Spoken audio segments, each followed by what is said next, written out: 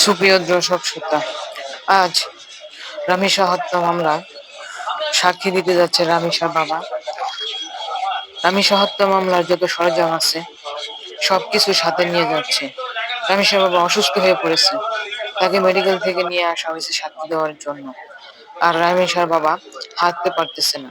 এই যে কতদিন তার উপরে যে মর্মান্তিক ঘটনা ঘটেছে, তার সেই ঘটনায় হতবিগ্রস্ত হয়ে সে আজ অসুস্থ হয়ে পড়েছে।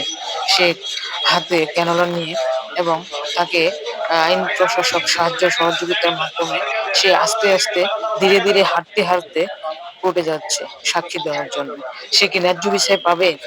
প্রশাসনের কাছে দাবি রইল, দেশের আইন প্রতিষ্ঠার প্রতি দাবি রইল। সে কি ন্যায্য বিচার পাবে? সে কি পাবে না ন্যায্য বিচার? তার মেয়ের হত্যা শুধু হত্যা নয়, দর্শন করে তাকে যেভাবে ক্ষত বিক্ষত করেছে, এভাবে কি কোনো মানুষকে করে? এটা কি আইএমএ জাহিলিয়ার যুগ করেছে নাকি? রামিসার মা একই অবস্থা, সেও মেয়ের সুখ সহ্য না করতে পেরে অসুস্থ হয়ে পড়েছে। প্রশাসন তাকে সাক্ষী দেওয়ার জন্য আদালতে হাজির করেছে। আমরা সবাই এখানে উপস্থিত আছি। আপনারা কি রামিসা হত্যার বিচার চান? ন্যায্য বিচার চান? এই যে এতগুলা শিশু ধর্ষণ হয়েছে, আজও কি কেউ ন্যায্য বিচার পেয়েছে? এটা আমাদের প্রশাসনের কাছে প্রশ্ন।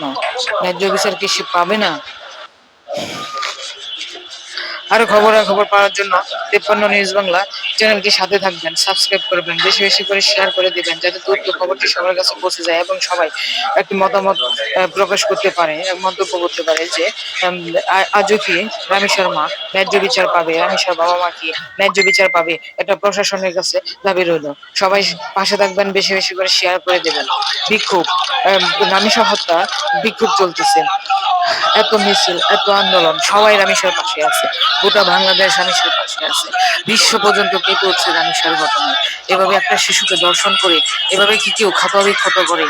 দর্শন তো দর্শন, তারপরে আবার তার যৌনাঙ্গ কেটে ক্ষত করে পানি দিয়ে মুছে সম্পূর্ণ আলামত ধুয়ে ফেলেছে অপরাধীরা। তারা কি আজও পার পাবে তাদের ন্যায্য বিচার? তারা কি রামিসা হত্যার ন্যায্য বিচার?